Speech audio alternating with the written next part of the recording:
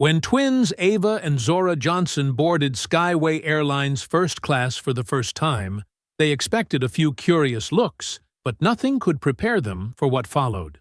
To senior flight attendant Melissa Graves, the sight of two black girls in luxury seats was an invitation to target and humiliate. The twins endured her cutting remarks and public accusations, forced to walk the aisle in shame as cameras captured every moment. But as the sting of injustice turned to quiet fury, Ava dialed their father, desperate for help. What Melissa never expected was that their father was Skyway's CEO, and one phone call from his daughters would halt the flight, unravel a web of lies, and force the entire world to watch. Before we go any further, comment where in the world you are watching from, and make sure to subscribe, because tomorrow's story is one you don't want to miss. The morning sun streamed through the windows of the Johnson family home, casting warm rays across the polished hardwood floors. Ava stood in front of her mirror, adjusting her navy blue blazer and matching pleated skirt, while Zora meticulously packed her carry-on bag nearby. "Did you remember to pack your charger?" Ava asked, turning to her twin sister. "Last time you borrowed mine the whole trip." Zora rolled her eyes but couldn't hide her smile. "Already packed. And my backup battery, too." She zipped her bag with a flourish. "I'm not making that mistake again." Their mother Nina appeared in the doorway, already dressed in her doctor's scrubs for her morning shift at the pediatric clinic. "Girls, breakfast is ready. Your father's waiting downstairs." The smell of fresh waffles and bacon wafted up the stairs, making both girls' stomachs rumble. They grabbed their bags and hurried down to the kitchen, where Elijah Johnson sat at the head of the table, scrolling through his phone while sipping coffee. "There's my conference companions," he said warmly, looking up from his device.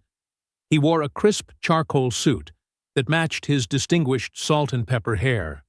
"Ready for Seattle?" "More than ready," Ava declared, sliding into her seat and reaching for the syrup. "I can't wait to see the Space Needle." "And the first edition books at Elliott Bay," Zora added quietly, buttering her waffle with careful precision. Nina moved around the kitchen with practiced efficiency, packing snacks into small bags for the twins. "Now remember, girls, you're representing not just yourselves, but your father, too. Best behavior in first class." "We know, Mom," they chorused together, making their parents exchange amused glances. "I've arranged for you both to wait in the Skyway Lounge while I handle some calls," Elijah explained, checking his watch. "The staff knows to expect you." The twins shared an excited look. The exclusive first-class lounge was a treat they'd only experienced once before, during last year's family trip to Paris. As they finished breakfast, Nina fussed over their appearance, straightening Ava's collar and tucking a loose strand of hair behind Zora's ear. "Text me when you land, okay? Both of you." The drive to Hartsfield-Jackson was filled with the girls' chatter about Seattle's attractions, while Elijah made hands-free calls to confirm his conference schedule. Morning traffic moved steadily, the Atlanta skyline gleaming in their rearview mirror. At the departure terminal, Nina hugged each of her daughters tightly. "Be good for your father," she whispered, then turned to Elijah. "Keep our girls safe. Always," he promised, kissing her goodbye. Inside the bustling airport, they joined the priority security line, their carry-ons rolling smoothly behind them. Ava noticed how people's eyes followed her father, some with recognition, others with curiosity. Being the CEO of Skyway Airlines made him a familiar face in these halls.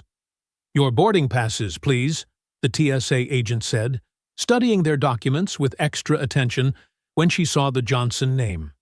After clearing security, they walked through the terminal's wide corridors, passing shops and restaurants just opening for the day.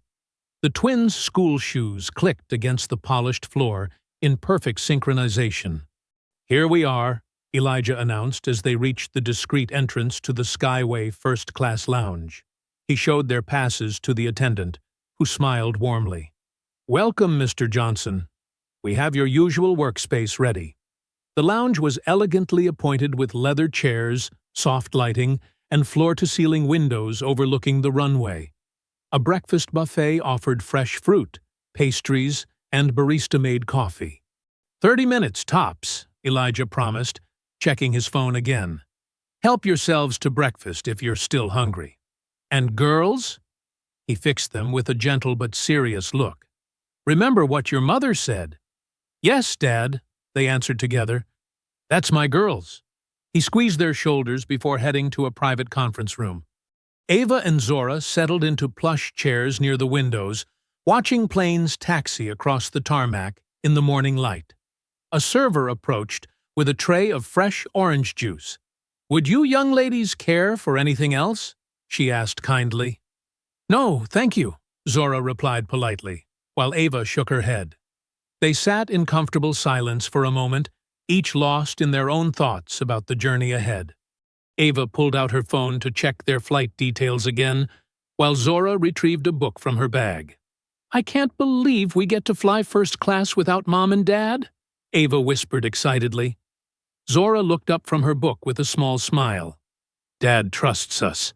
We can't let him down."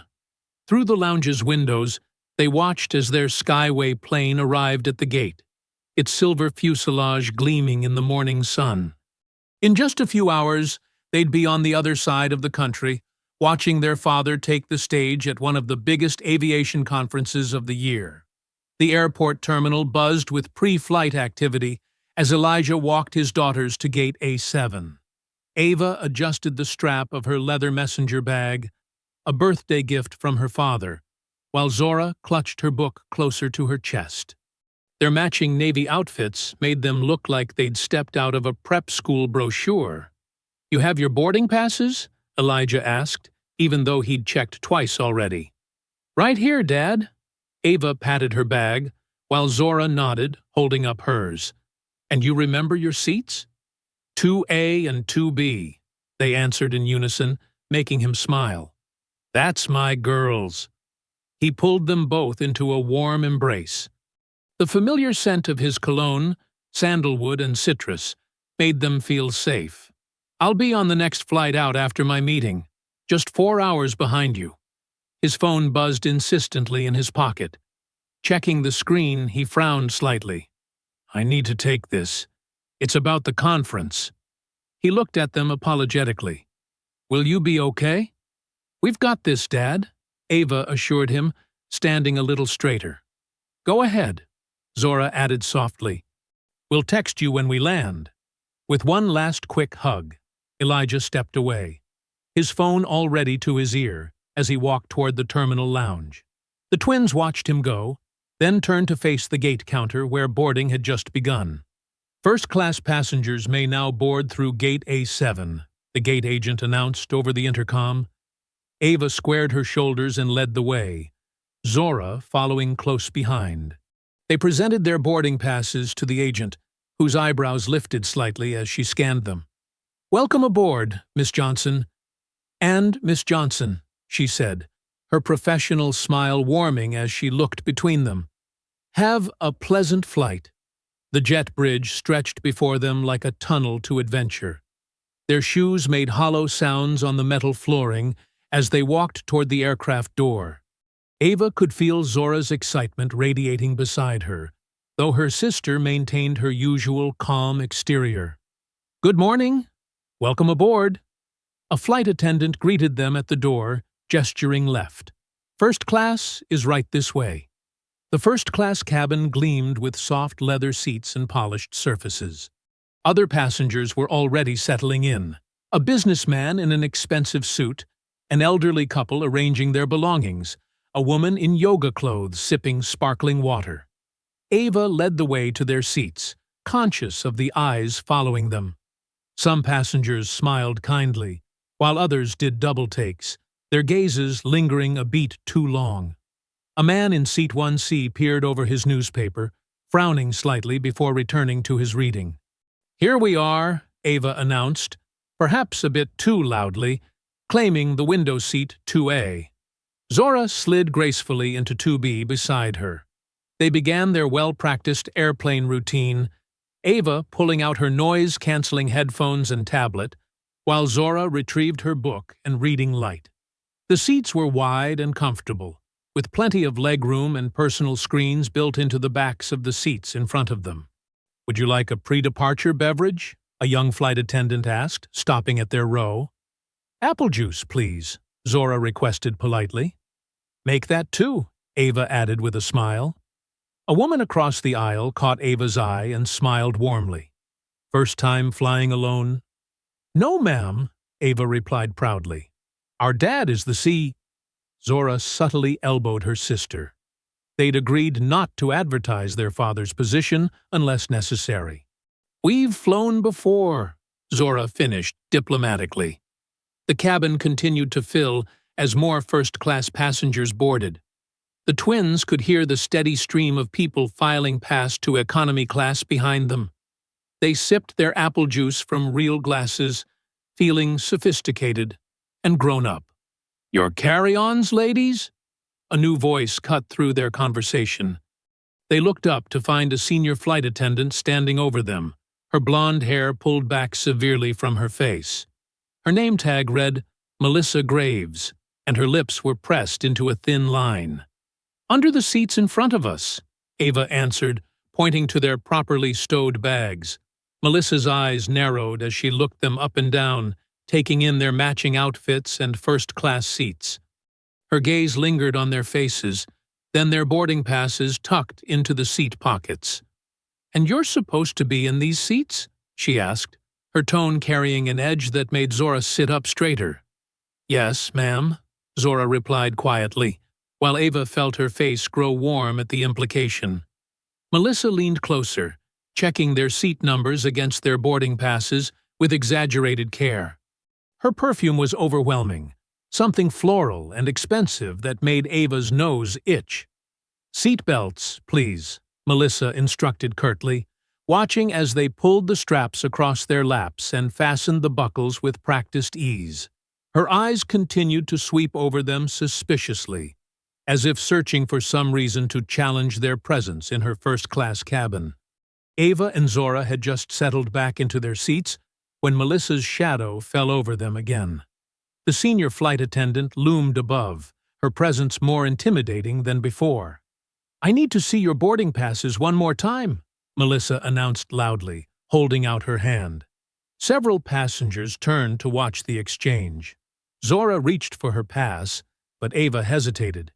"You already checked them," she said, trying to keep her voice steady. "Now!" Melissa demanded, snapping her fingers. The sharp sound made both girls jump. They pulled their boarding passes from their seat pockets and handed them over. Melissa made a show of examining each one, turning them over and holding them up to the light as if checking for counterfeits.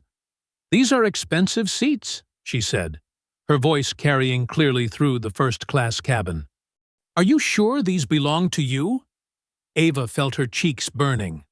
"Yes, they're ours," she replied firmly, though her hands trembled slightly in her lap. "Really?" Melissa's eyebrows arched high. "Because these are premium first-class tickets. Do you understand how much these seats cost?" The businessman in 1C lowered his newspaper.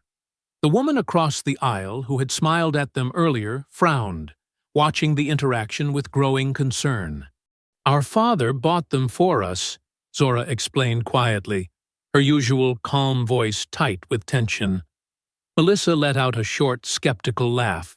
"Your father? And what does your father do that he can afford such expensive tickets?"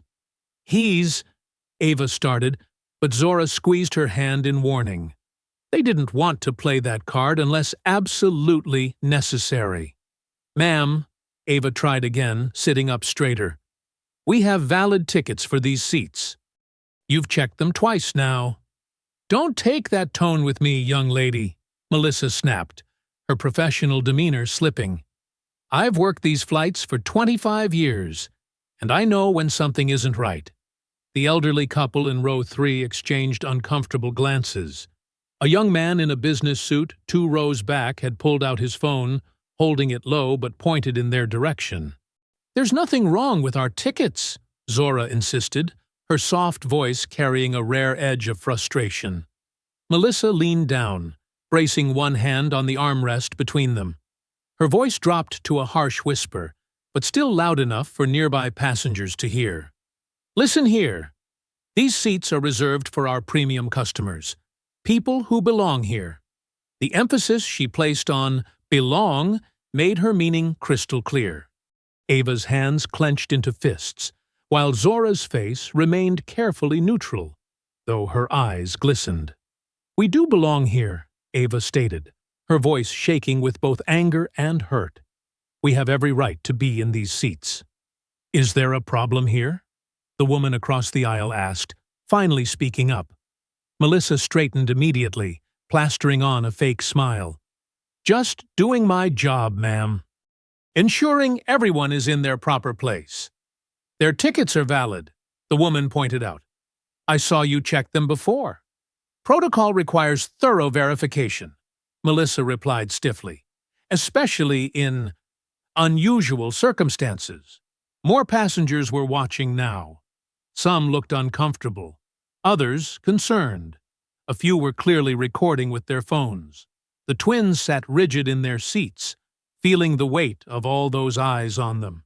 "If you need to verify our tickets again," Zora said carefully, "perhaps you could check with the gate agent who scanned them?" Melissa's face flushed red. "I don't need to be told how to do my job by a child," she hissed. She slapped their boarding passes down on their tray tables.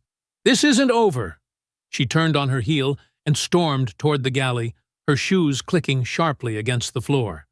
The cabin remained unusually quiet in her wake, filled only with the sound of the aircraft's systems and muted whispers. Ava's hands were shaking as she picked up her boarding pass. Zora reached over and squeezed her sister's arm, offering silent support, even as she blinked back her own tears. "Are you girls okay?" the woman across the aisle asked softly. Ava nodded stiffly, not trusting her voice. Zora managed a quiet, "Yes, thank you." Around them, passengers exchanged knowing looks and whispered conversations. The young man with the phone was still recording, though trying to be discreet about it. The elderly couple looked deeply troubled, the wife shaking her head in disapproval. The twins sat in uncomfortable silence, their earlier excitement completely deflated. Zora's book lay forgotten in her lap, while Ava's headphones remained untouched. They could feel the tension hanging in the air, thick and oppressive, as they waited to see what Melissa would do next. "Maybe we should call Dad," Ava whispered to her sister. "Not yet," Zora replied quietly. "Let's wait and see if she comes back first." They sat straight-backed in their premium leather seats, no longer feeling sophisticated and grown up, but instead like unwanted intruders in a space where someone had decided they didn't belong. The cabin air felt thick with tension, as Ava and Zora tried to push past their earlier confrontation with Melissa. They sat close together, shoulders touching, finding comfort in each other's presence as they always had. "Remember that time Mom caught us switching places in 3rd grade?" Ava whispered, attempting to lighten the mood. The memory brought a small smile to Zora's face. "Mrs. Peterson didn't notice for 3 whole days," Zora replied softly, her fingers fidgeting with the hem of her sweater. "Until you couldn't help correcting everyone's math problems." "Hey, they were getting the answers wrong," Ava protested, keeping her voice low but playful. The familiar banter helped ease some of their anxiety. The beverage cart approached, pushed by a different flight attendant who offered them a kind smile. "What can I get for you, ladies?" "Orange juice, please," Zora requested politely. Ava asked for the same. Their drinks arrived in real glasses, not the plastic cups used in economy. Zora held hers carefully, aware of Melissa's hawk-like stare from the galley. Her hands trembled slightly as she lifted the glass to her lips. "These seats are so nice," Ava commented, trying to distract her sister. "Way better than—" The words cut off as Zora's glass wobbled. Time seemed to slow as the orange juice sloshed over the rim, splashing onto the cream-colored leather armrest and speckling the gray carpet below. "Oh no! Oh no!" Zora gasped, mortified. Her face flushed deep red as she frantically reached for the cocktail napkin under her glass.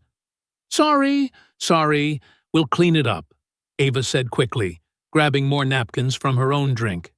Both girls leaned down, dabbing at the spilled juice with desperate energy. The sharp click of heels against carpet announced Melissa's approach before her shadow fell over them. The twins froze, napkins clutched in their hands, as the flight attendant's presence loomed above them like a gathering storm. "This is first class, not a cafeteria," Melissa announced, her voice carrying clearly through the quiet cabin. Several passengers looked up from their tablets and magazines. "It was an accident," Ava explained, her words rushing out. "We'll make sure it's clean, we promise." Melissa's lips curled into a sneer as she surveyed the scene. "Clearly you're not used to seats like these." The contempt in her voice was unmistakable. A middle-aged man across the aisle extended his hand, offering additional napkins. "Here, let me help."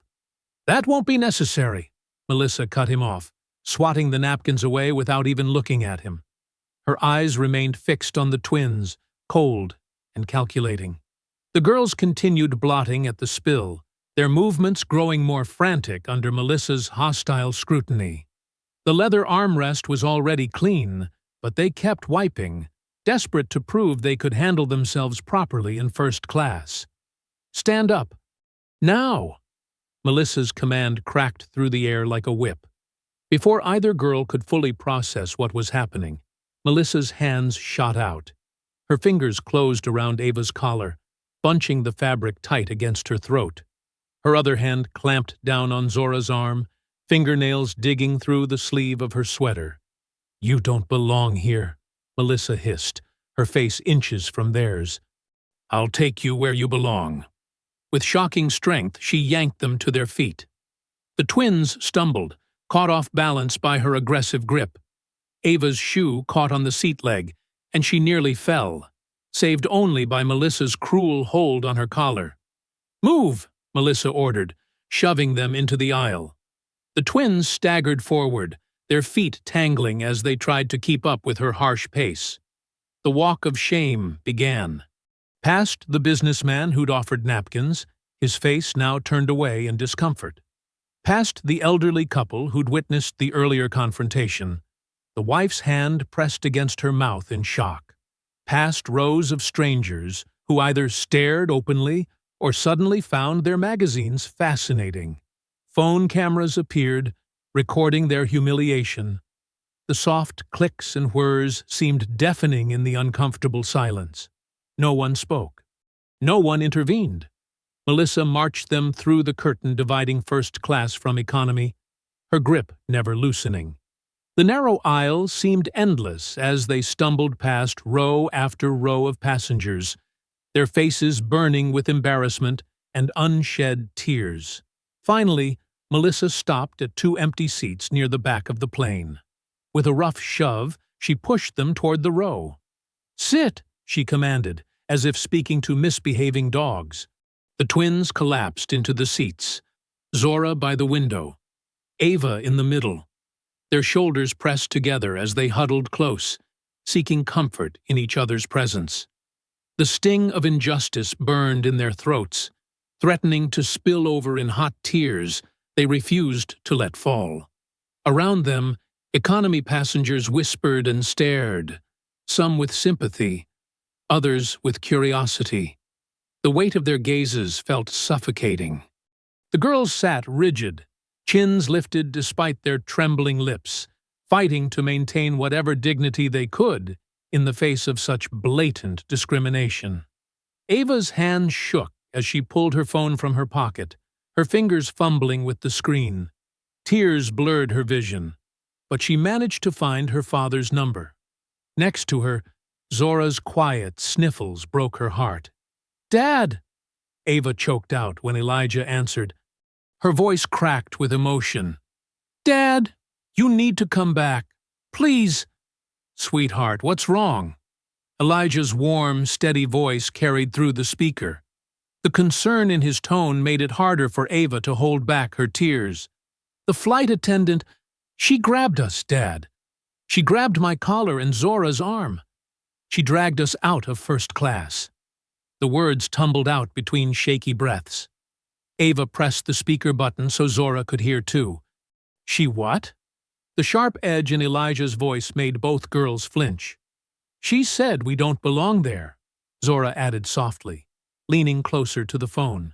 She made us walk through the whole plane. Everyone was watching, Dad. They were filming us. A middle-aged woman across the aisle looked over sympathetically, her brow furrowed with concern.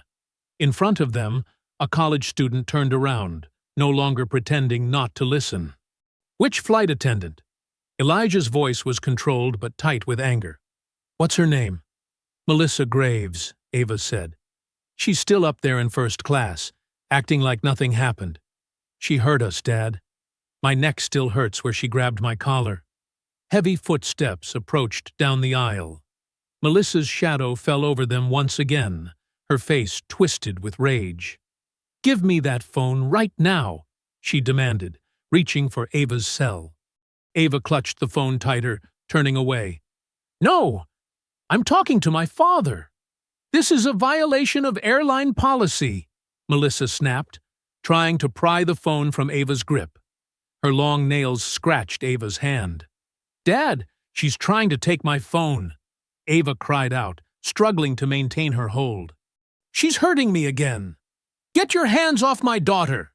Elijah's voice boomed through the speaker, loud enough for nearby passengers to hear clearly. I am Elijah Johnson, CEO of Skyway Airlines, and those are my children you've been assaulting. Melissa froze, her face draining of color. The college student in front let out a low whistle. Whispers rippled through the cabin as passengers processed this revelation. Girls, stay exactly where you are, Elijah commanded. I'm calling ground control right now. Nobody touches you, understand? Put me on video call. Ava's trembling fingers switched to video mode. Elijah's face appeared on screen, his usual calm demeanor replaced by fierce determination. Melissa took an involuntary step back. I can see you, Ms. Graves, Elijah said coldly. Step away from my daughters immediately. Melissa retreated another step, her swagger evaporating. More passengers turned to watch the scene unfold, phones discreetly recording. Zora, honey, are you hurt? Elijah asked, his voice gentling when he addressed his daughters. My arm's sore where she grabbed me, Zora admitted. She rolled up her sleeve, revealing red marks where Melissa's fingers had dug in. Show me, Elijah instructed. Ava angled the phone so he could see the marks on Zora's arm, then the reddened skin around her own collar. The sympathetic woman across the aisle spoke up. I saw everything, sir. That flight attendant manhandled these girls. It was completely inappropriate. Thank you, ma'am, Elijah replied. I'd appreciate if you'd make a formal statement later. More passengers chimed in, offering their witness accounts. The college student held up his phone. I got video of them being dragged through first class, sir. Happy to share it.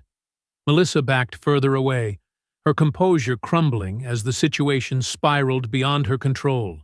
She turned and hurried toward the front of the plane, disappearing behind the curtain. Girls, I've already contacted my assistant, Elijah assured them. Ground control has been notified. Just stay calm and keep me on the line. The twins huddled together, drawing strength from each other and their father's virtual presence. Around them, the atmosphere in the cabin had shifted.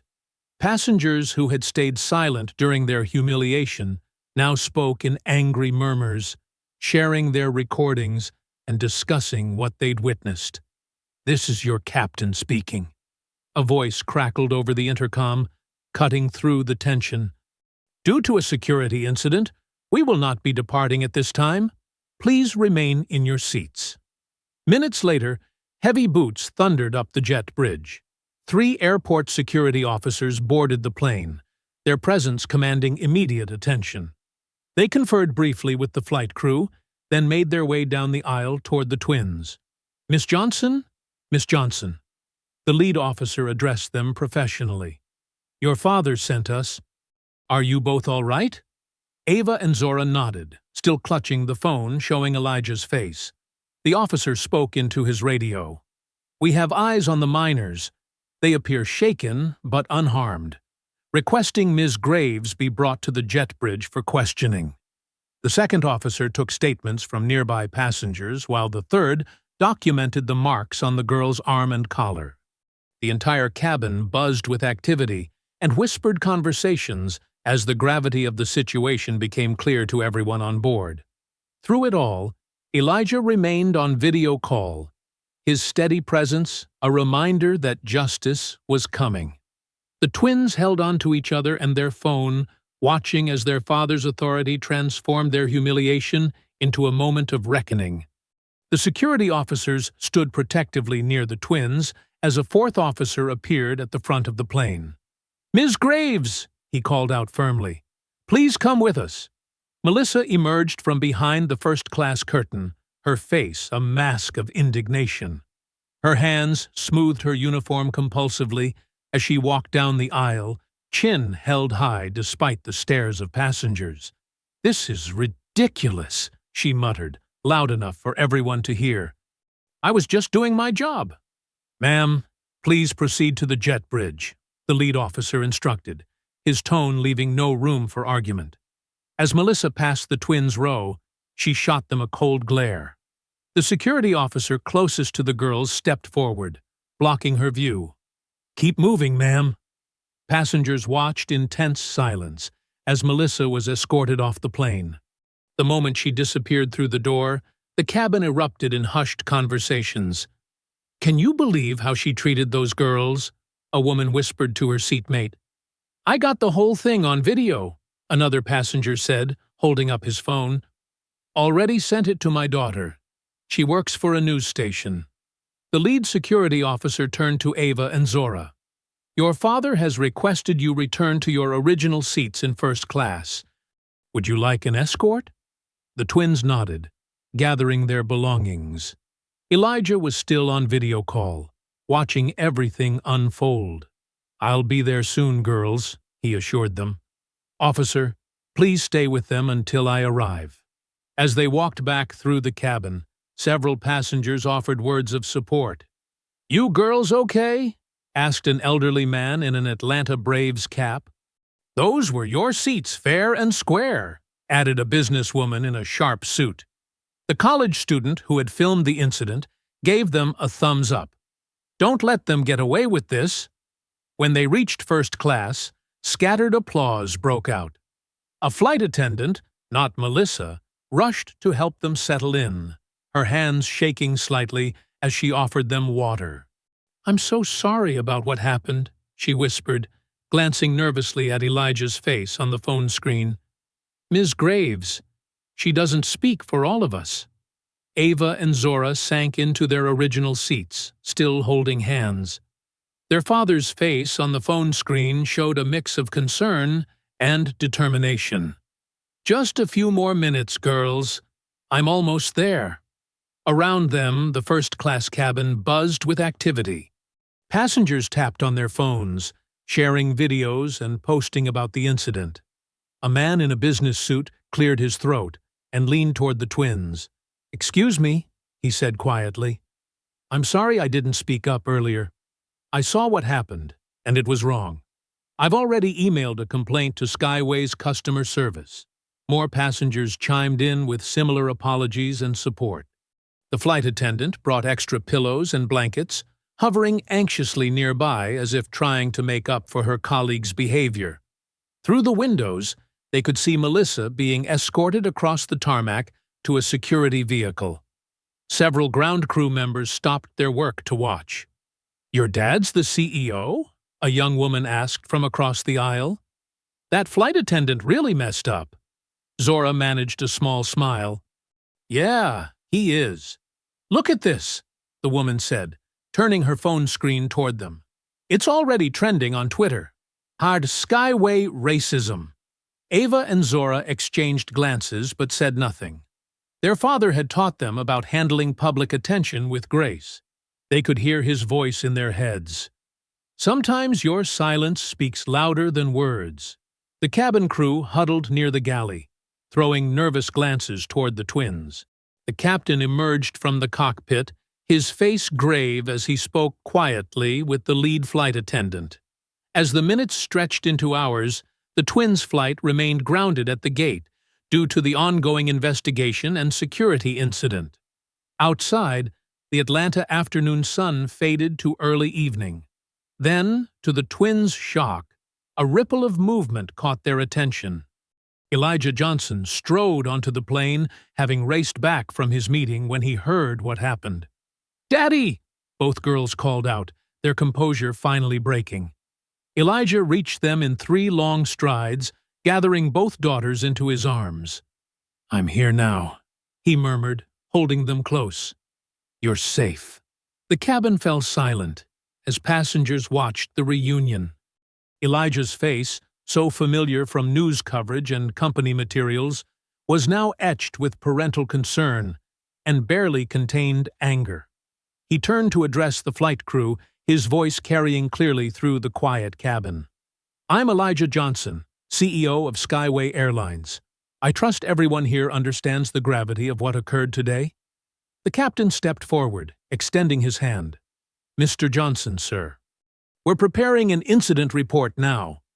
"Good," Elijah replied, his tone measured but firm.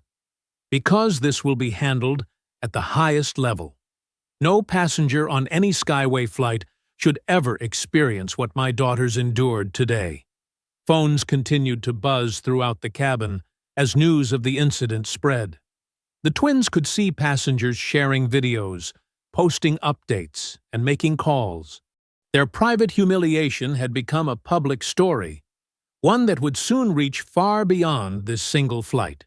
The security officer who had stayed with them approached Elijah. "Sir, we'll need statements from your daughters when you're ready. And there are reporters gathering in the terminal."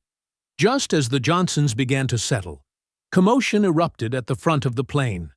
Melissa Graves marched back on board, flanked by a man in a Skyway management uniform and another security guard. Her face was flushed with anger, but there was a triumphant gleam in her eyes. "There they are!" Melissa pointed dramatically at the twins. "Those are the girls who threatened me and tried to steal from other passengers." Ava and Zora stiffened in their seats. Elijah's arm tightened protectively around them. "That's a lie!" Ava burst out, her voice shaking with disbelief. The supervisor, whose name tag read Mr. Parker, held up his hand. "Everyone needs to remain calm. We have a serious situation here." 2 other flight attendants emerged from the galley, nodding vigorously at Melissa's accusations. "They were extremely aggressive," said one, a thin woman with pinched features. "I saw them refusing to follow crew instructions." The other attendant chimed in. "They were disrupting the whole cabin. Very threatening behavior." Passengers exchanged confused looks. The man who had filmed earlier stood up. "That's not what happened at all. I have video—" "Sir, please remain seated," Mr. Parker cut him off. "This is now an internal airline matter." Elijah rose slowly to his full height, his expression carefully controlled. "As CEO of this airline, I believe this is very much my concern." "Mr. Johnson," Parker said, his tone condescending, "given your personal involvement, I must ask you to step back. We'll need to conduct a thorough investigation. The flight will be delayed until we sort this out." More security officers entered the plane. The cabin buzzed with tension as passengers pulled out phones again, recording the new confrontation. "My daughters were assaulted," Elijah said quietly, but his voice carried. "There are dozens of witnesses." Melissa stepped forward, her voice rising hysterically. "They tried to steal a passenger's laptop, and when I confronted them, they became violent." "That never happened," Zora protested, tears welling in her eyes. "You're making things up." The businessman who had apologized earlier stood up. I was sitting right here the whole time. Those girls never left their seats until you dragged them out. Sir, please, Parker said dismissively. We'll need official statements from everyone. The security officers began moving through the cabin, collecting passenger accounts. Some spoke up immediately, defending the twins. Others looked away uncomfortably as Melissa and her colleagues continued making accusations. They were throwing things, one flight attendant claimed. They refused to show proper documentation, another added. They threatened to have me fired, Melissa insisted, her voice trembling with fake emotion. Ava and Zora huddled closer to their father, overwhelmed by the lies being hurled at them.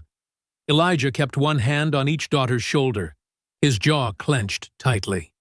I want my union representative present, Melissa announced suddenly. And I want to press charges for assault. The cabin erupted in protests from passengers who had witnessed the true events.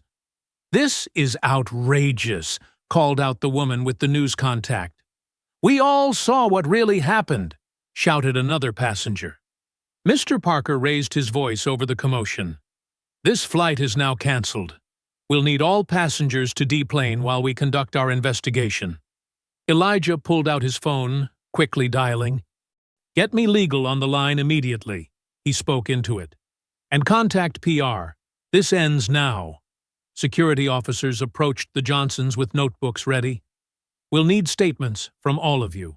Ava and Zora looked exhausted, their earlier confidence shattered by the barrage of false accusations.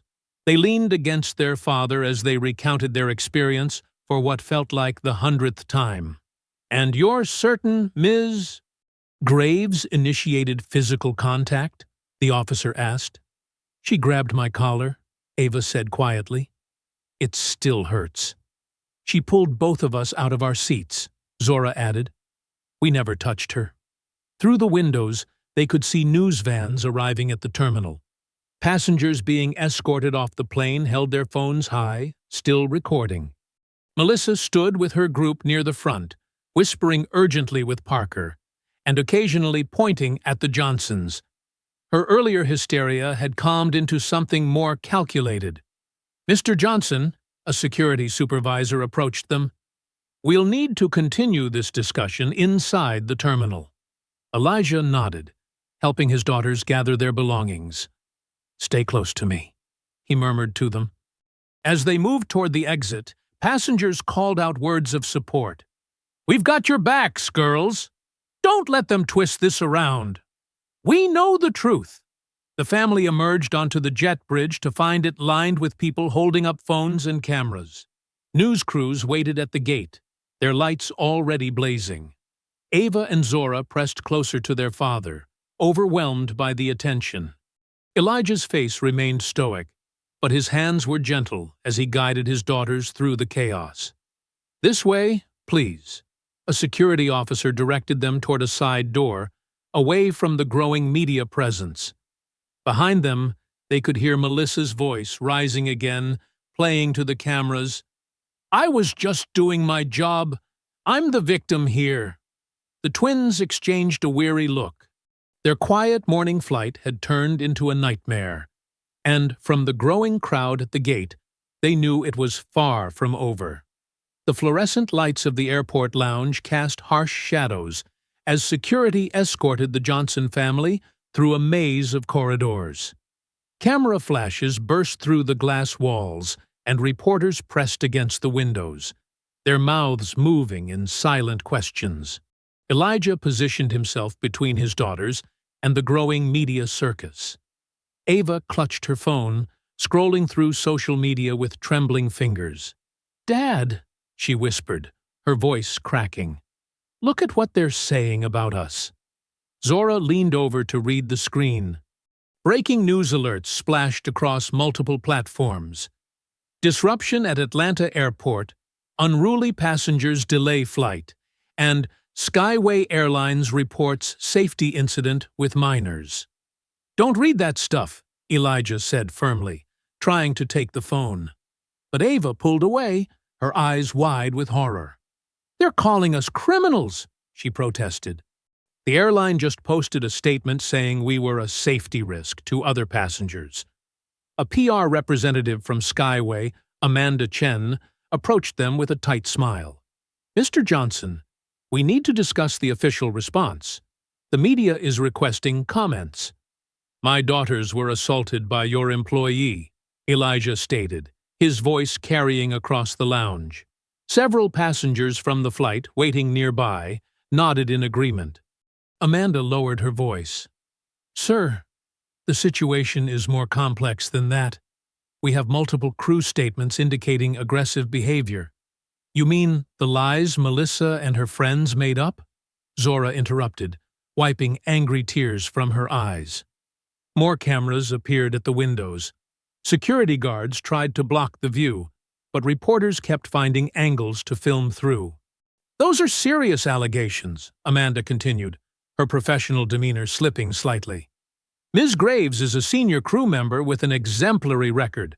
The company has to protect—" "Protect who?" Elijah cut in.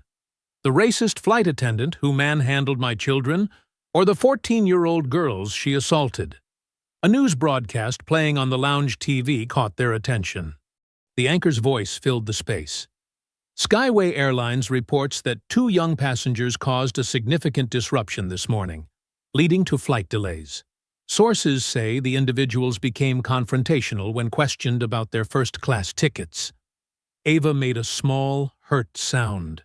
Elijah pulled both girls closer, his jaw tight with anger. "That's not what happened," called out the businessman from the flight. He had followed them into the lounge. "I saw the whole thing. That flight attendant was completely out of line." Other passengers joined in, voices rising in support of the twins. "I've got video of what really happened. Those girls didn't do anything wrong." Amanda's phone buzzed constantly. She glanced at the screen, her expression growing more stressed. "Mr. Johnson, the board is requesting an immediate conference call. They're concerned about the public relations impact." "The impact of racism in my airline? They should be concerned," Elijah responded coldly. More Skyway executives filtered into the lounge, their faces grave. They huddled with Amanda, throwing worried glances at the Johnson family. Zora's phone chimed with a news alert. "Dad, look! They're interviewing Melissa outside." On the screen, Melissa Graves stood before a forest of microphones, dabbing at her eyes with a tissue. "I was terrified," she sniffled. "They became so aggressive when I simply asked to verify their tickets. I've never experienced anything like it in my 20 years of service." "That's not true," Ava shouted at the screen. "She's lying. She's lying about everything." Security approached again. "Mr. Johnson, we need to move your family. The media presence is becoming disruptive." Through the windows, they could see more news vans arriving. Reporters pressed against the glass, shouting questions. "Mr. Johnson, did your daughters assault the flight attendant? Is it true they tried to steal from other passengers? Why were they traveling without supervision?" Elijah's phone erupted with notifications. The board of directors was demanding an emergency meeting. The PR department sent urgent messages about damage control. News outlets from across the country requested statements. "Sir," Amanda tried again, "the company has to address this situation. Without admitting fault, we suggest releasing a statement that you're recusing yourself from any investigation due to personal involvement." "No," Elijah stated firmly. "I will not stand aside while my children are slandered. The board feels—" "I don't care what the board feels. I care about justice for my daughters." Security finally cleared a path through a service corridor. As they walked toward the parking garage, Elijah's phone continued its relentless buzzing. Messages from the board grew more demanding. "Control this situation immediately. PR nightmare developing. Need damage control strategy now." The corporate machine was turning against them. Each notification made it clearer. The company's PR team wasn't trying to help them tell the truth. They were actively working to bury it. In the parking garage, away from the cameras at last, Ava and Zora slumped against their father. The morning's excitement about their trip had been replaced by exhaustion and hurt. "Dad?" Zora asked quietly. "What happens now?" Before Elijah could answer, his phone lit up with another call from the board chairman. The screen displayed an urgent message. "Either handle this the right way, or we will." The Johnson family's kitchen, usually filled with warmth and laughter, felt heavy with tension that evening. Nina had prepared comfort food, mac and cheese, collard greens, and fried chicken, but nobody felt much like eating. The twins sat close together at the dinner table, shoulders touching, as they recounted the morning's events. "She grabbed me right here," Ava said, touching her collar. "Like I was some kind of criminal. And when she pulled us up," Zora added, rubbing her arm where Melissa had gripped her. "She didn't care that everyone was watching. She wanted them to see us being humiliated." Nina reached across the table, squeezing both girls' hands. "My babies," she whispered, her voice thick with emotion. "I'm so sorry this happened to you." Elijah sat at the head of the table, his laptop open, scrolling through social media posts about the incident. His face grew darker with each click. "The videos are disappearing," he muttered. "3 different passengers told me they posted footage, but I can't find them anymore." He tapped furiously at his keyboard. "Someone's working overtime to scrub this clean." Ava's phone buzzed. She glanced at it, then quickly turned it face down. "What is it?" Nina asked. "Nothing," Ava mumbled, but Zora reached for the phone. "Show them," she insisted. "They need to know what people are saying."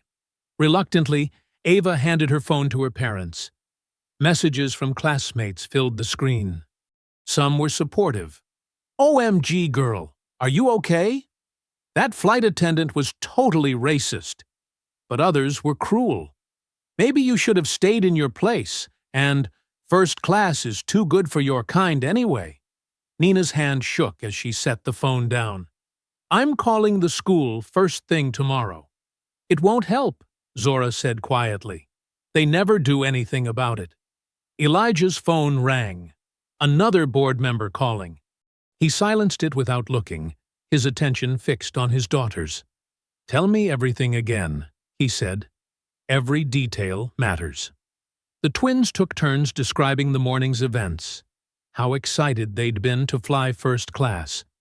How Melissa had appeared immediately suspicious.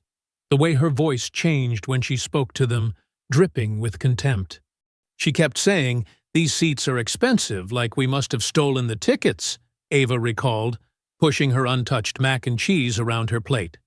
"And when she grabbed us," Zora continued, "she whispered, 'I'll put you where you belong.' Like we were animals or something." Nina stood abruptly, pacing the kitchen. "I should have been there," she said. "I should have gone with you." "No," Elijah said firmly. "This isn't about what we should have done differently. This is about what they did wrong." His phone buzzed again. This time, the name made him pause. Marcus Thompson, his longtime mentor and the man who'd helped him climb the corporate ladder at Skyway. "I need to take this," Elijah said, stepping into his home office. "Elijah," Marcus's familiar voice was grave. "Things are moving fast up here. The board is meeting right now." "Good. They need to address this immediately." "Not the way you're hoping, son." Marcus sighed heavily. "They're preparing to suspend you." Elijah's grip tightened on the phone. "Suspend me? For what?"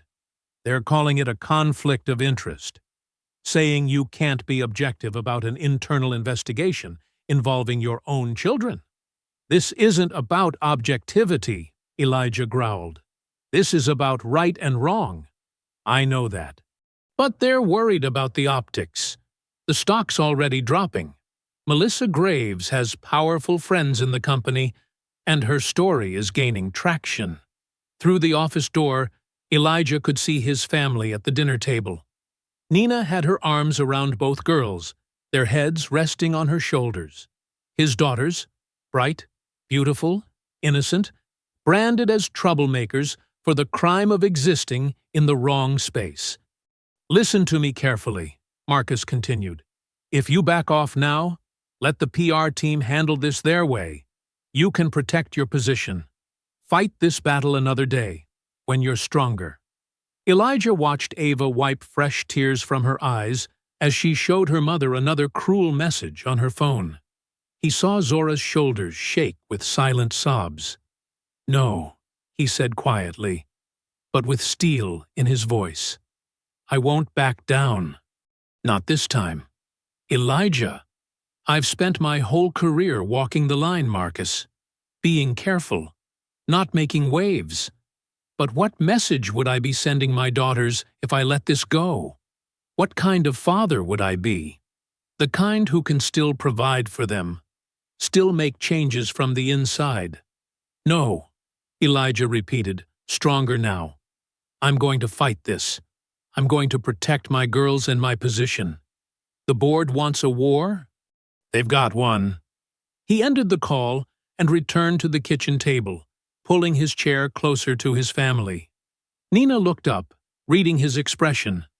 "Bad news?" she asked. "Nothing we can't handle together," he replied, reaching for both twins' hands. "We're going to fight this, girls, all of us, and we're going to win." The next morning, sunlight streamed through the Johnsons' kitchen windows, but the mood remained somber. Nina made pancakes, trying to maintain some normalcy as Ava and Zora picked at their breakfast. Elijah sat reviewing emails on his tablet, his coffee growing cold beside him.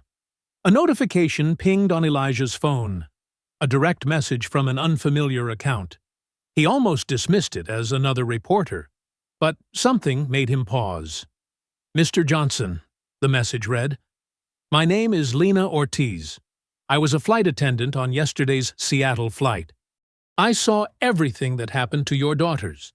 There's more you need to know. Melissa Graves has a history, and I have proof." Elijah's heart raced as he read further. "I've been documenting incidents for months. Videos, emails, crew complaints, all buried by HR. Melissa's aunt is Catherine Graves, head of HR. They're protecting her. Please, can we meet somewhere private? I want to help." He showed the message to Nina, who read it with widening eyes. "Could it be a trap?" she whispered, glancing at the twins who were now arguing over the last pancake, a welcome moment of normalcy. "Maybe," Elijah admitted. "But something about this feels genuine." He typed back carefully. "Why are you willing to help?" The response came quickly. "Because what happened to your daughters wasn't right. And it wasn't the first time. I've stayed quiet too long, watching Melissa target passengers of color. Yesterday was the last straw." Nina read over his shoulder. "Ask her for proof before we meet." Within minutes, Lena sent a video clip, grainy footage from a phone, showing Melissa berating an elderly Asian couple 2 months ago. "I have dozens more," she wrote, plus internal emails about complaints that were dismissed. "But I don't want to send more electronically. They monitor our accounts." Ava noticed her parents huddling over the phone. "What's going on?" "We might have an ally," Elijah said carefully. "Someone from the flight crew wants to help." Zora perked up. "The nice one? The lady who kept checking on us after they put us in economy?" "You remember her?" Nina asked. "Yeah," Ava nodded. "She brought us water and kept apologizing with her eyes. She looked really upset about what Melissa did." Elijah studied his daughter's reactions. "Would you recognize her if you saw her again?" Both girls nodded emphatically. After careful consideration and several more messages, they arranged to meet Lena that evening at a small coffee shop across town. Elijah insisted the whole family come. He wanted the twins to identify her before he shared any sensitive information. The coffee shop was quiet when they arrived, just a few students with laptops occupying corner tables. The Johnsons chose a booth near the back, positioned so they could see the door. At exactly 7 o'clock, a young woman in casual clothes entered. She looked different without her uniform, but the twins immediately sat up straighter. "That's her," Zora whispered. Lena approached cautiously, clutching a large envelope to her chest. Her eyes darted around the shop before she slid into the booth. "Thank you for meeting me," she said softly. "I'm so sorry about yesterday. I should have spoken up sooner." "You're speaking up now," Elijah replied. "That's what matters." Lena placed the envelope on the table, keeping her hand on it. "I need you to understand the risk. If they find out I'm doing this, I'll lose my job. Maybe worse." "We can protect you," Nina assured her. "Elijah has resources." "No," Lena interrupted. "I don't want protection. I want this to stop." She turned to the twins. "What happened to you? I've seen it before. Too many times." She opened the envelope carefully, spreading out documents and flash drives. 6 months of documentation. Videos from crew areas where Melissa thought no one was watching. Emails between her and HR about passenger incidents, always involving people of color. Complaint forms that mysteriously disappeared from the system. The family leaned forward, examining the evidence. Elijah's hands shook as he read through emails showing clear collusion between Melissa and her aunt to bury complaints. "How did you get all this?" he asked. "I'm good with computers," Lena said simply. "And Melissa's not careful when she thinks she's among friends. She doesn't see me as a threat." A bitter smile crossed her face. "She calls me the help when she thinks I can't hear." Ava reached across the table, squeezing Lena's hand. "You're really brave." Lena squeezed back, her eyes glistening. "No, what you girls did was brave. Standing your ground, calling your father. That took courage. I'm just trying to make it right." "This is exactly what we needed," Elijah said, carefully returning the documents to the envelope. "But are you sure about this? Really sure? Once we use this evidence, there's no going back." "I'm sure." Lena nodded firmly. "I'll testify if I have to. Whatever it takes." The twins exchanged glances, hope brightening their faces for the first time since the incident. Nina reached for her husband's hand under the table, squeezing it supportively. "We won't let your courage go to waste," Elijah promised Lena. "Together, we're going to make sure this never happens to another family." Back at the Johnson house, the dining room table became their command center. Laptops glowed in the dim light as midnight approached. Pizza boxes and empty coffee cups littered the edges of the table, evidence of their hours of work. "Look at this email thread," Lena said, pointing to her screen. "Melissa complained about a Nigerian family in first class last month.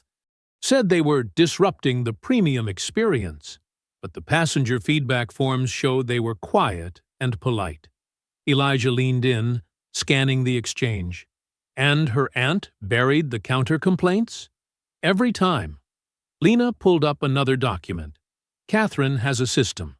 She marks discrimination complaints as customer service issues and buries them in bureaucracy until people give up." Nina organized printed documents into folders, color-coding them by incident type. "The pattern is clear, but we need to release this carefully. They'll try to discredit Lena immediately." "I've thought about that," Lena said, pulling out her phone. "I have contacts in the flight attendants union. They've been collecting their own evidence of discrimination. If we coordinate..." Ava and Zora sat cross-legged on the couch nearby, their own laptops balanced on their knees. They'd been quiet for the past hour, focused intently on their screens. "Dad," Ava called out. "Remember that civil rights lawyer who helped Cousin Marcus last year? She's online right now. Should I message her?" Elijah nodded. "Good thinking. Send her everything we have. But mark it confidential." Zora looked up from her laptop. "I found 3 other passengers from yesterday's flight posting about what happened. They have videos, too. Ask if they'll share them privately first," Nina cautioned. "We need to control how this comes out." The twins worked together, reaching out to supporters through their social media networks. Their fingers flew across keyboards as they crafted careful messages, building a digital army, one contact at a time. "My youth activism group is ready to help," Zora said. "They can spread the story once we go public." "Same with my debate club," Ava added. "They're all fired up about it." Lena watched the twins with admiration. "You two are amazing at this. I was so worried about speaking up, but seeing you fight back, it gave me courage." The girls beamed at her. In just hours, Lena had become more than an ally. She was family. Around 2 in the morning, Elijah's phone buzzed. "The civil rights lawyers are on board," he announced. "They're drawing up statements now. And they've contacted their media connections." Nina yawned but kept working. "Good.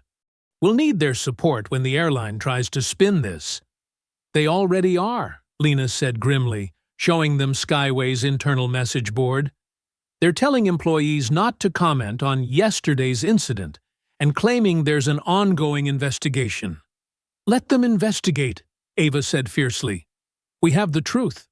They worked through the night, building their case piece by piece. Lena's evidence formed the foundation, but they added passenger statements, social media posts, and expert legal opinions. Everything was uploaded to secure servers, ready to share with trusted journalists and activists. As dawn approached, the twins set up a private social media campaign, ready to launch with a single click. They created hashtags, wrote posts, and lined up supporters to amplify their message. "Look at this," Zora said suddenly. She turned her laptop to show a news website's homepage. "They're already asking questions about yesterday. The videos must have gotten their attention." Indeed, several major news outlets had picked up the story of the incident, though they were still reporting the airline's official version. "Perfect timing," Elijah said. He checked his watch. 5:30 a.m. Eastern Time. "Wall Street opens in 4 hours. Ready?" Everyone nodded. They had prepared statements, evidence packages, and media contacts. Nina handed out fresh cups of coffee, while Lena double-checked their secure uploads. "Remember," Elijah said, looking at each face around the table, "once we start this, there's no going back. The airline will fight dirty." "We're ready," Ava declared, Zora nodding beside her. "More than ready," Lena agreed. At exactly 6 a.m., they began. The twins activated their social media campaign. Elijah sent evidence packages to major news outlets. Nina contacted civil rights organizations. Lena reached out to her union contacts. Within minutes, their phones began buzzing with notifications. The story spread like wildfire across social media platforms. Skyway racism started trending locally, then nationally. By 7 a.m., the first major news website published a detailed exposé featuring Lena's evidence and the twins' story. Other outlets quickly followed. "Look," Zora pointed to the TV, where a news ticker showed Skyway's stock price dropping in pre-market trading. Reporters began calling Elijah's phone. The airline's PR team scrambled to respond, but they were too late. The truth was out. Ava hugged her sister, then Lena. "We did it. We're just getting started," Elijah reminded them, but he was smiling. "The real fight begins now." They gathered around the table one last time, exhausted but determined. Outside, the sun rose on a new day, and their phones kept buzzing with messages of support and media requests. The truth was spreading, and nothing could stop it now. The Skyway corporate boardroom buzzed with tension. 14 board members sat around the massive mahogany table, their faces tight with worry. Elijah stood at the head of the table, his posture straight and dignified despite having been awake for over 24 hours. "The stock has dropped 15%, Board Chairman Wilson Peterson announced, his voice sharp with anger. "Our reputation is in tatters. Major corporate clients are threatening to cancel their contracts." "Then perhaps we should address the real problem," Elijah said calmly. The systemic racism in our company that allowed this to happen. Don't be dramatic, Elijah. Catherine Barnes, the head of HR and Melissa's aunt, cut in. This was an isolated incident that's been blown out of proportion. Elijah pulled out his phone and placed it on the table. I'm recording this meeting, he announced. Several board members shifted uncomfortably. For my protection, given recent events. This is highly irregular, Peterson protested. So is assaulting children in first class, Elijah countered. So is covering up years of discrimination complaints. Catherine's face reddened. Those complaints were properly investigated. They were buried, Elijah interrupted. Just like you tried to bury what happened to my daughters. The board has reached a decision, Peterson said, sliding a document across the table. We're offering you a generous severance package. For the good of the company, we need you to step down immediately. Elijah didn't even glance at the paper. Instead, he looked each board member in the eye, one by one. My daughters were assaulted on one of our planes. They were humiliated, dragged through the aisles like criminals. And your response is to try to force out the CEO who wants to address the problem? We're trying to protect the company, another board member argued. No, Elijah's voice filled the room. You're trying to protect yourselves. You're trying to hide years of looking the other way, while employees like Melissa Graves abused their power. While complaints disappeared into Catherine's filing system. He stood taller, his presence commanding the room. I've spent my entire career walking the line between being professional and being true to myself. I've smiled through microaggressions, stayed calm in the face of disrespect. I did it because I believed I could change things from the inside. The board members squirmed as Elijah continued. But when my 14-year-old daughters were attacked on one of our planes, that line disappeared. I will not step down. I will not be quiet. And I will not allow this company to continue operating as if it's still 1950. This is bigger than your daughters, Peterson warned. You're right, Elijah agreed. This is about every black passenger who's been questioned, every brown family that's been moved to the back, every employee of color who's been passed over for promotion. It's about doing what's right, not what's convenient for the board. Catherine stood up, her face flushed. This is blackmail. This is accountability, Elijah corrected, and it's long overdue. The meeting ended in chaos, with Peterson threatening legal action and several board members storming out.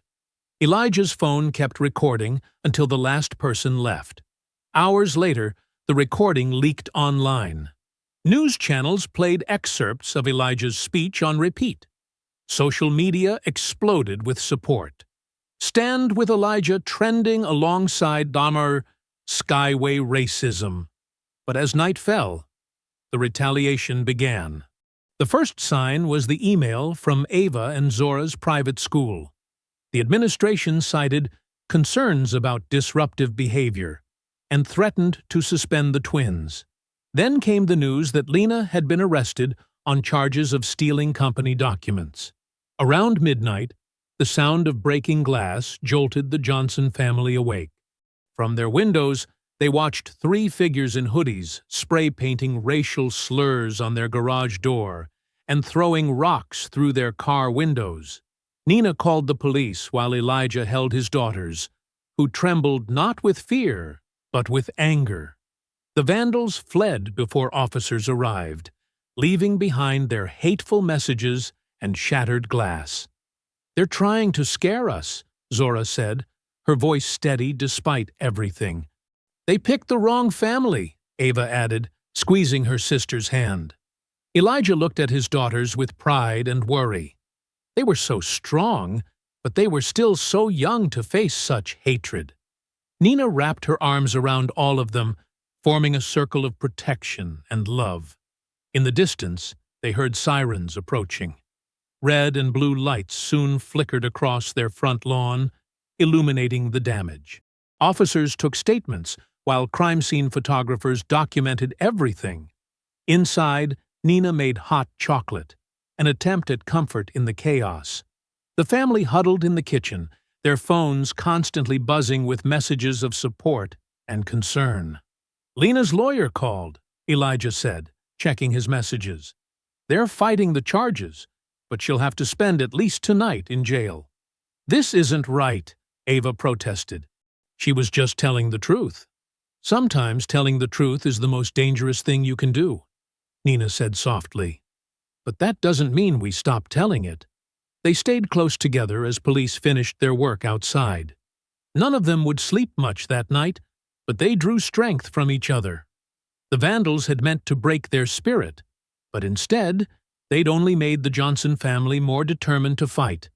The morning after the vandalism, Grandmother Loretta Johnson arrived at the house like a force of nature.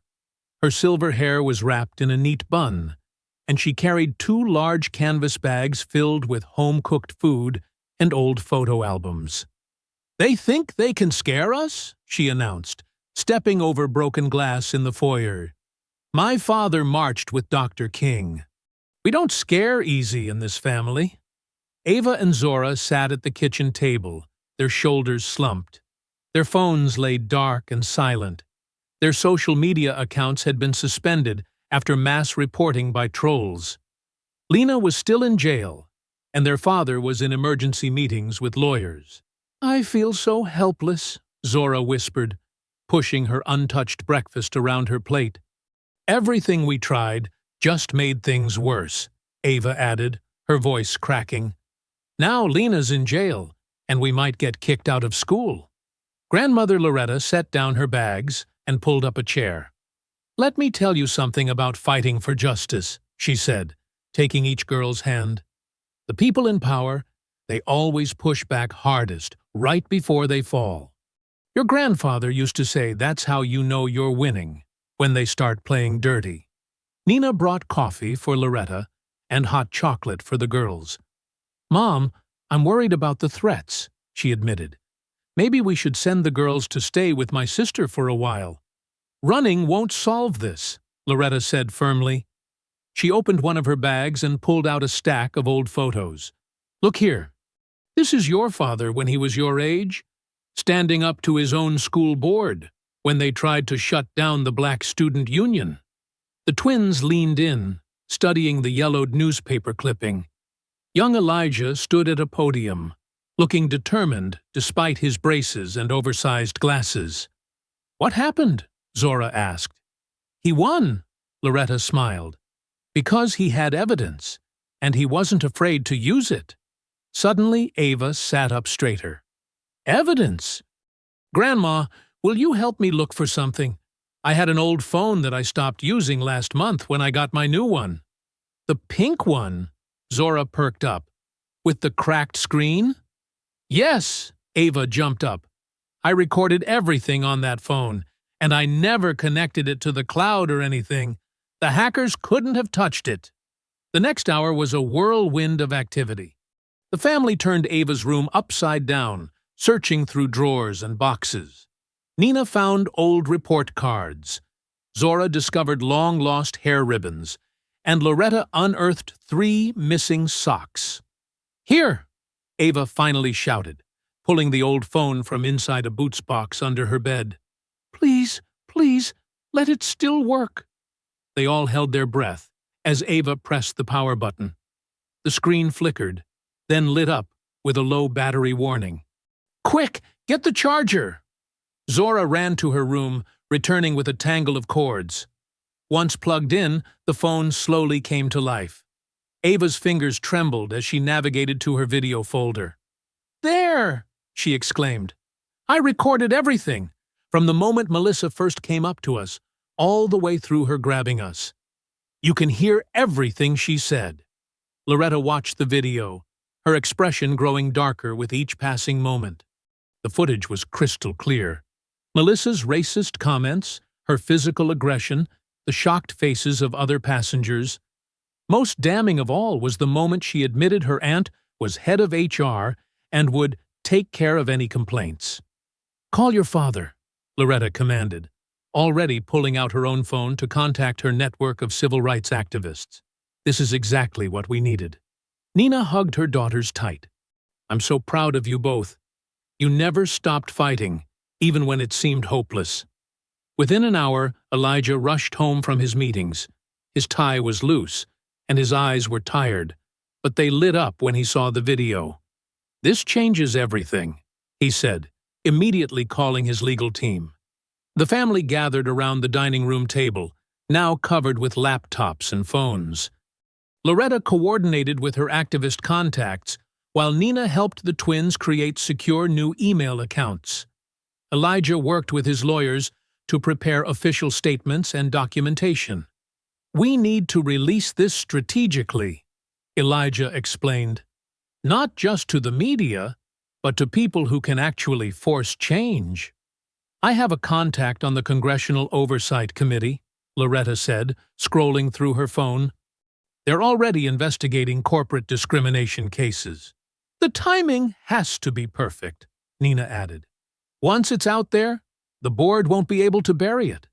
Ava and Zora sat close together, watching their family mobilize. The helplessness from earlier had vanished, replaced by determination. They weren't just fighting for themselves anymore. They were fighting for Lena, for every person who'd ever been discriminated against on a flight, for everyone who'd ever been told to stay quiet and accept injustice. Ready? Elijah asked, his finger hovering over the send button on his laptop. The twins nodded. Loretta squeezed their shoulders. Nina held Elijah's free hand. Together, they launched their counterattack.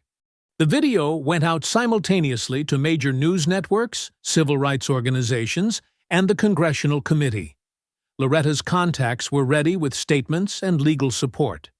The twins' original footage began spreading across social media platforms faster than any algorithm could suppress it. The congressional hearing room buzzed with tension. Camera lights flashed as Elijah Johnson led his daughters through the crowded chamber. Lena Ortiz, released from jail just hours earlier after public outcry forced the police to drop the charges, walked beside them. Her face showed exhaustion but determination. Ava squeezed Zora's hand as they took their seats at the witness table. The long wooden desk felt massive in front of them, microphones positioned like soldiers standing at attention. Behind them, rows of spectators filled every available space, many wearing "Stand with the Johnsons" buttons.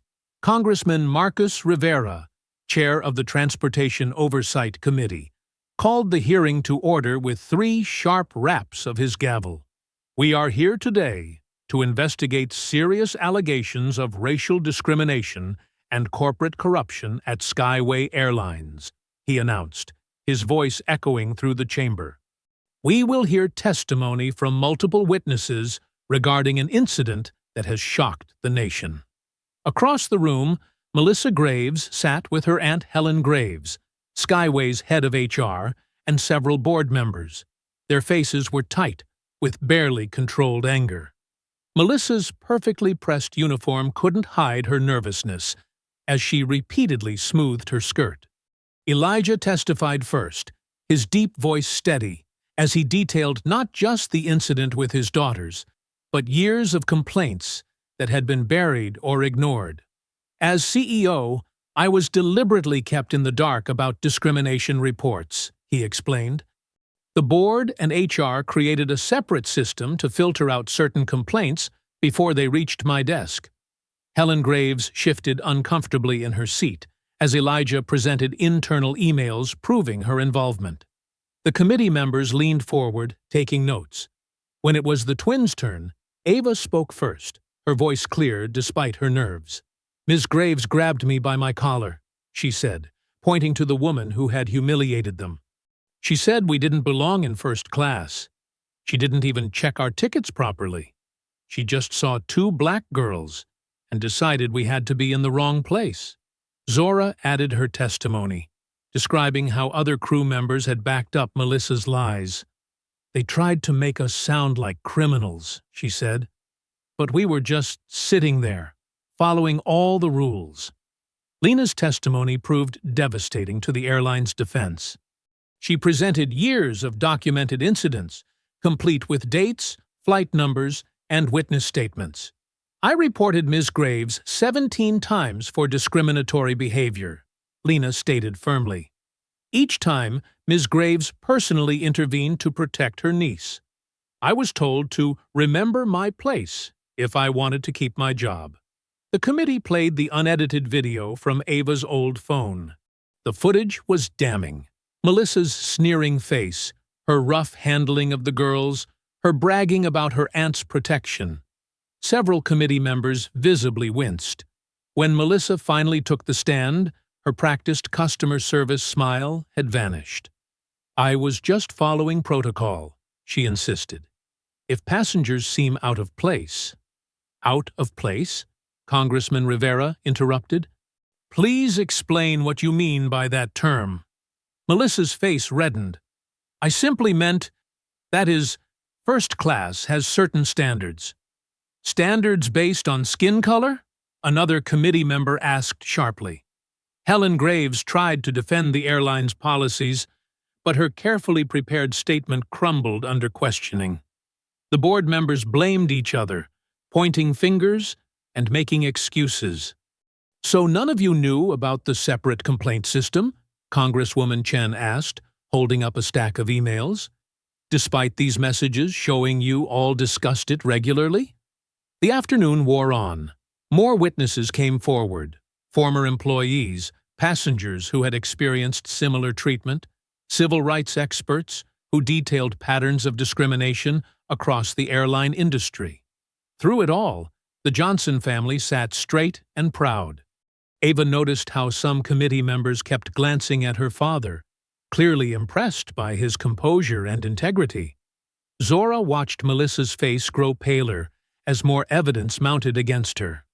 Lena caught the twins' eyes and gave them a small smile.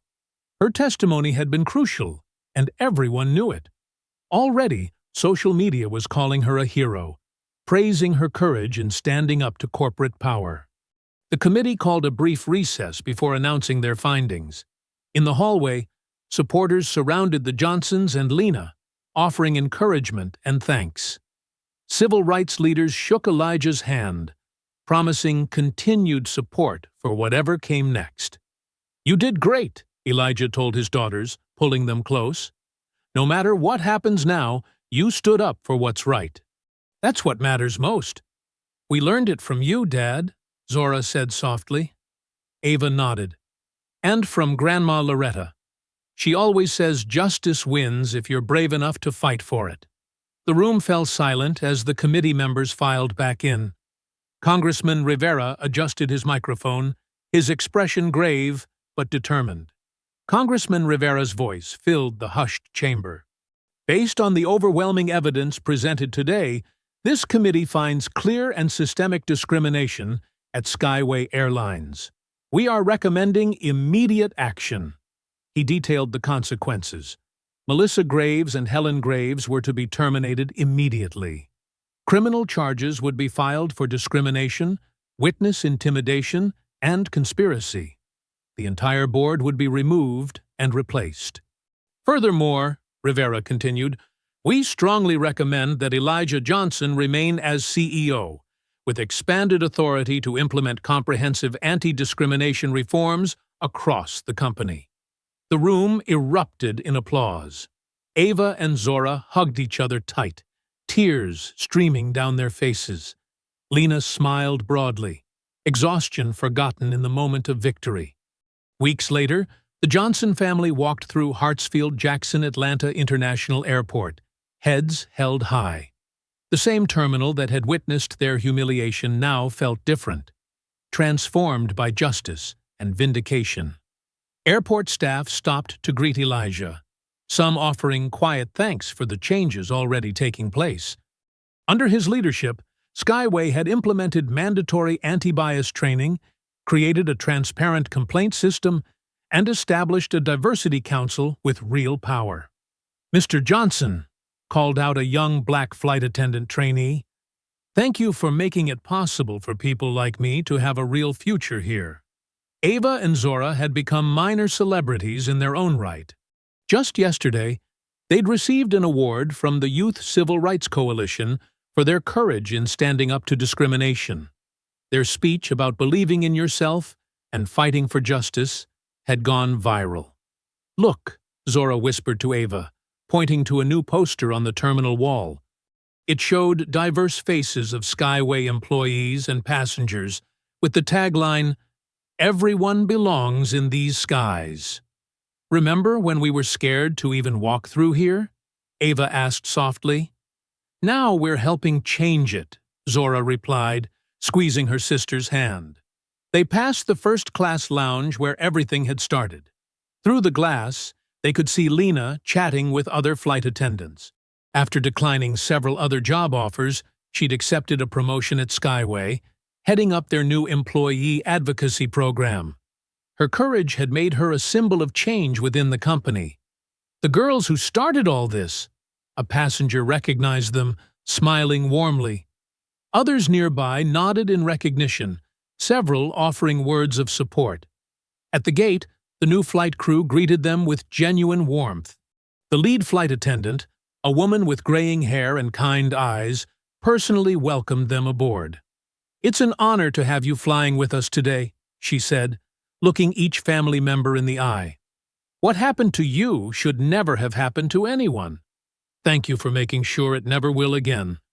As they walked down the jet bridge, Ava remembered the fear and anger she'd felt that day. Now, those emotions were transformed into something powerful: pride in standing up, in making a difference. The first-class cabin looked just the same, but everything was different. Other passengers smiled as they took their seats.